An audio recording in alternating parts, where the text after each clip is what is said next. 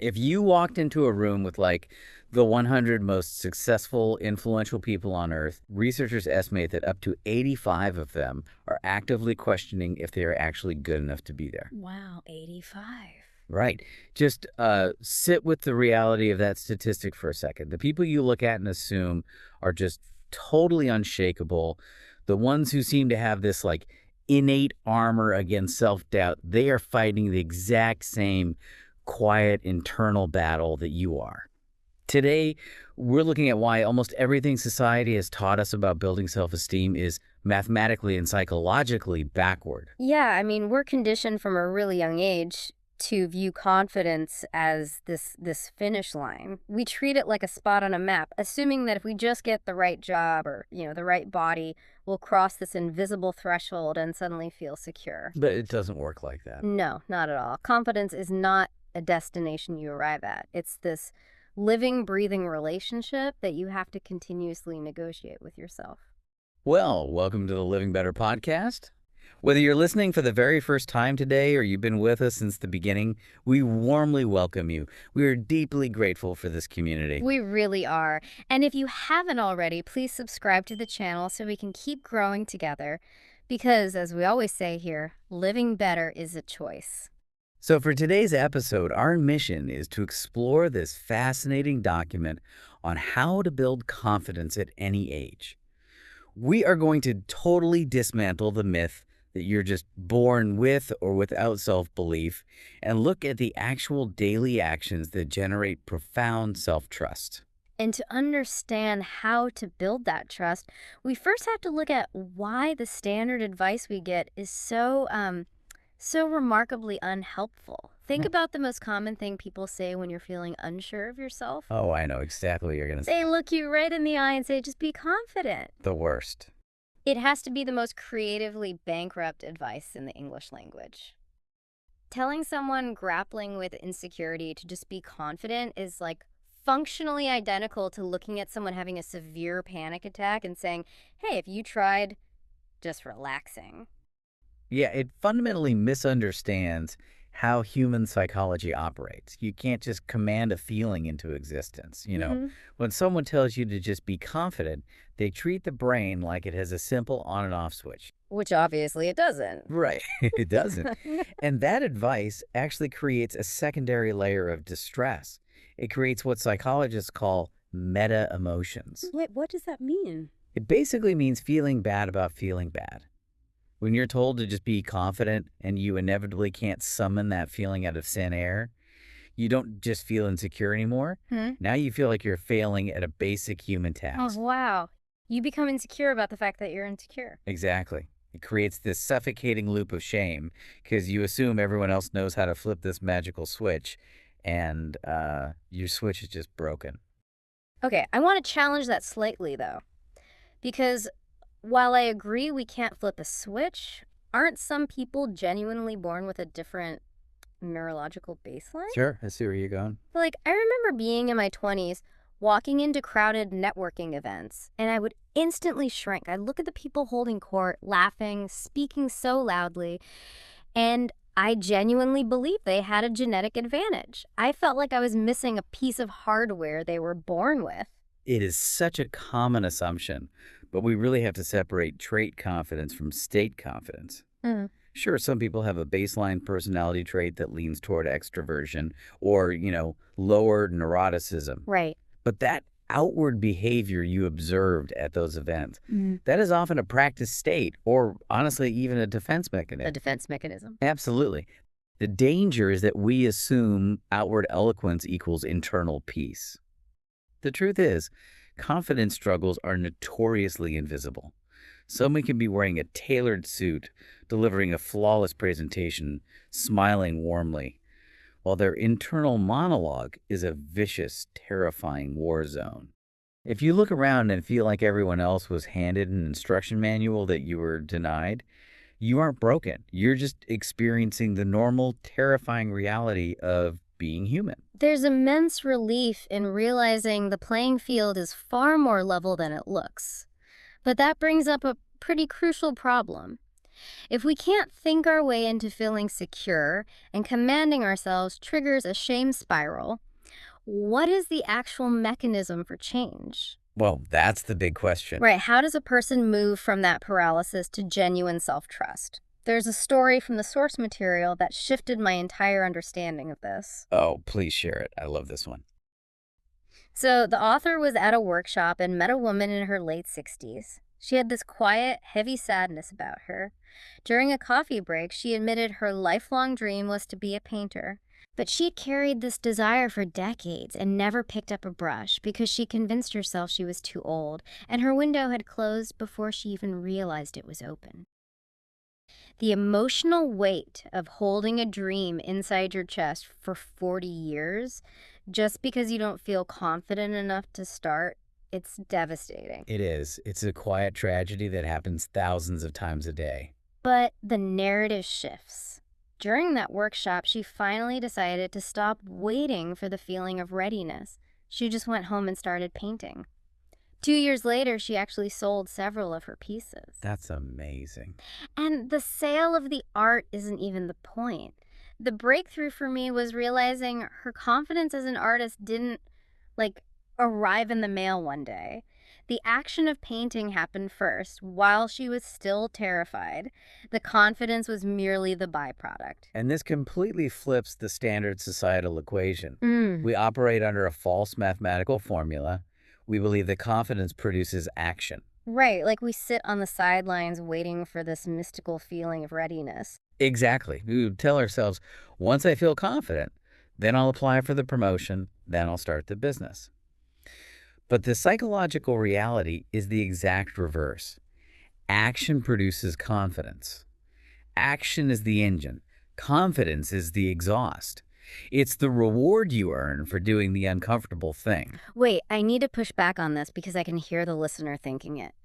If someone is paralyzed by fear, like physically trembling at the thought of setting a boundary, telling them to just take action feels entirely as useless as telling them to just be confident. Oh, that is a brilliant distinction to make.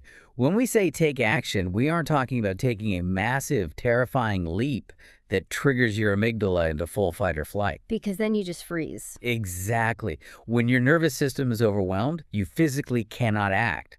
The secret is radically lowering the threshold of the action until it bypasses your brain's threat detection system. If speaking on a stage is a 10 on the fear scale, you don't start there. Start with a 2. Yes, a 2. You speak up for 30 seconds in a low-stakes team meeting. You paid for 5 minutes. You are proving to your nervous system that the action did not result in your destruction. It redefines the whole concept of bravery. We have this cinematic idea that brave people don't feel fear, but confident people aren't fearless. They still experience profound waves of imposter syndrome. They absolutely do. The difference is just how they process it. Bravery isn't having no fear. Bravery is deciding that the outcome you want matters slightly more than the fear you're feeling. Perfectly said. You allow the fear to be in the car with you. You refuse to let it hold the steering wheel. I love that. So, if taking small, deliberate actions builds us up, we have to look at the cultural forces actively tearing us down. And right now, we are living through what might be the greatest psychological experiment in history regarding self-esteem. The comparison epidemic. And to understand why it destroys our self-belief so efficiently, you have to look at evolutionary biology. For hundreds of thousands of years, the human brain evolved in small tribes of maybe 100 to 150 people. Right, so you only had to worry if you were as good at foraging as the 3 people standing next to you. Precisely. Fast forward to today. You open an app, and your ancient tribal brain is suddenly exposed to the curated achievements and financial milestones of 8 billion people. It's crazy when you frame it like that. It's a massive evolutionary mismatch. Your neural circuitry is trying to rank your status against the entire globe. The brain simply wasn't built to process that volume of comparison, which is why 5 minutes of scrolling can induce like a localized depressive episode. We aren't just engaging in a bad habit, we're actively breaking our own biological wiring. And the cruelest part is the asymmetry. We're constantly comparing our raw behind the scenes reality to a stranger's carefully produced highlight reel. Oh, totally. It's a rigged game. And playing it drains the exact emotional energy you need to take the actions we just talked about. The neurochemistry of comparison literally spikes your cortisol and suppresses your dopamine. It leaves you physically lethargic. So, to combat this, I want to offer a really practical mindset shift. The next time you catch yourself spiraling into that toxic comparison loop, replace the question your brain is asking. Instead of asking, am I as successful or as fit as they are? Ask yourself, am I growing compared to who I was 6 months ago? That internal timeline is the foundation of a psychological concept known as self efficacy, which is really the cornerstone of the science of confidence. It's your deeply rooted belief in your own capacity to handle whatever life throws at you. Okay, so how do we actually cultivate that? Because clearly, standing in front of a mirror and aggressively chanting affirmations isn't getting the job done. Definitely not. Affirmations without action actually cause psychological harm through cognitive dissonance. Mhm. Your brain is a highly logical, strict judge. It requires empirical evidence to change its core beliefs. So it knows when you're faking it. Exactly. If you stand in the mirror and declare, I am a bold, fearless leader, but then you spend the next 8 hours avoiding difficult conversations and shrinking in meetings, your brain recognizes the discrepancy. It knows you're lying. It sounds like we're basically talking about a credit score, but mapped onto your own nervous system. Oh, there's a phenomenal analogy. Right. If I want a bank to trust me with a mortgage, I can't just walk in and say, I am very financially responsible, I promise. The bank wants a history of small, consistent payments. In this scenario, reciting an affirmation is just applying for the loan. Taking the uncomfortable action is making the daily payment. I love that. And if my behavioral credit score is 0 because I never follow through, my brain is going to deny the loan of confidence. My actions are outvoting my words. And this is exactly why sweeping, dramatic New Year's resolutions almost always destroy self-esteem. People make these massive, unkeepable promises to themselves. They declare they'll wake up at 4 in the morning, run 10 miles, meditate for an hour every single day. And 3 days later, they quit. Right. Their nervous system rebels against the extreme shift, they quit, and their internal credit score plummets. They prove to themselves yet again that they cannot be trusted. So the remedy is the tiny, keepable promise. You don't promise to read a book a week. You promise to read 5 pages before bed. You don't run a marathon. You walk around the block for 10 minutes. Exactly. When you consistently keep these micro promises, you generate undeniable empirical evidence that you are a person who does what they say they'll do. You're making small deposits into that internal trust account. And those daily deposits are critical, especially because they protect you against the age myth. This is one of the most pervasive lies in modern society. The idea that confidence is somehow restricted to a specific biological window. It's a moving goalpost designed to keep us perpetually dissatisfied. In your 20s, society tells you that you lack experience, so you stay quiet. In your 40s, you convince yourself you've missed the window to change careers. By your 60s, you're told reinvention is impossible. Both the young and the old are buying into the exact same lie. Yeah, that the right time to be confident is in some other time zone of their life. But true confidence is entirely agnostic to age. It only responds to willingness. The willingness to be a beginner. The willingness to look slightly foolish while learning a new skill. Deciding not to attempt something just because your birth year has preemptively written your story is a profound disservice to your potential. But let's ground this in harsh reality for a moment. Taking action, keeping small promises. This all sounds deeply empowering in a controlled environment. But what happens when the action we take results in actual failure? Like, we take the risk, and the bad outcome we were terrified of actually materializes. I can speak to this from a very visceral, personal place. Several years ago, I experienced a significant public failure. A business venture I had poured my life into completely collapsed. And it wasn't a private setback I could hide. Colleagues in my industry knew about it. People talked. Oh man, the vulnerability of navigating that kind of public exposure is staggering.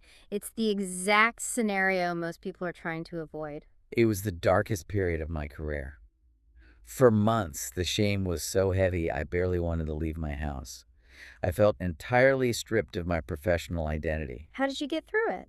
Well, the perspective I gained from the other side is invaluable. That agonizing public failure built a more robust, rock solid foundation of confidence in me than any success or award I have ever received. Wait, why does surviving the worst case scenario build more trust than succeeding? Because the monster actually came out from under the bed. The abstract terror I had spent nights agonizing over became a physical reality. And you know what happened? I survived. My heart kept beating. The people who truly mattered still loved me. The world kept spinning. I realized that my survival was not dependent on constant victory. Sometimes the most profound confidence isn't the arrogant assumption that you will always win. It is the quiet, unshakable knowing that you will be completely okay even if you lose. That shifts the entire paradigm of personal growth. You aren't taking risks to prove your worth, you're taking risks to recognize the resilience you already possess. Real growth happens right at the perimeter of your comfort zone. Not miles outside of it where you traumatize yourself, but just over the edge where you encounter manageable friction. And to help you find that edge, we want to issue a challenge to everyone listening to this episode. We call it the 48-hour challenge. Within the next 2 days, we want you to intentionally choose to do one thing that makes you mildly uncomfortable. Mildly is the operative word here. Do not quit your job. Do not end a long-term relationship on a whim. Definitely not. Keep it small. Raise your hand and ask a clarifying question in a meeting where you usually hide. Strike up a brief conversation with a stranger while waiting for coffee. Hit publish on that piece of writing you've been analyzing to death. The objective isn't to achieve some wild immediate success. The outcome is actually irrelevant. The sole purpose is the action itself.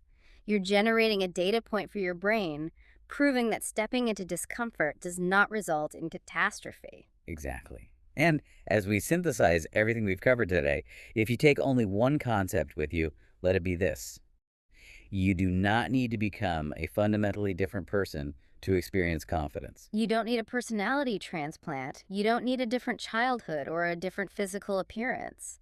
Building self-trust is not about becoming more than you currently are. It is simply about doubting yourself less. It's a quiet architecture built out of hundreds of seemingly insignificant moments where you feel fear, take a steadying breath, and choose action over avoidance. If the insights from today's episode resonated with you, please share this with someone in your life who might be fighting their own invisible war with self-doubt.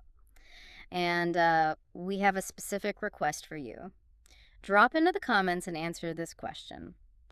What is one small thing you have been avoiding out of fear that you're finally ready to do? We read those comments, and we deeply value the courage it takes to share your journey with this community. Before we part ways, I want to leave you with a final, slightly provocative thought. If we accept that self-efficacy is a muscle developed exclusively by surviving small moments of friction and failure, what is happening to our collective self-trust in a modern society that is desperately engineering all friction out of our daily lives? In a world of instant delivery and immediate gratification, are we inadvertently starving ourselves of the very discomfort required to believe in our own capability? That is a profound question to carry with you this week. Take care of yourselves, grant yourselves grace, and keep making those small deposits into your own self-trust. See you in the next episode. See you in the next episode.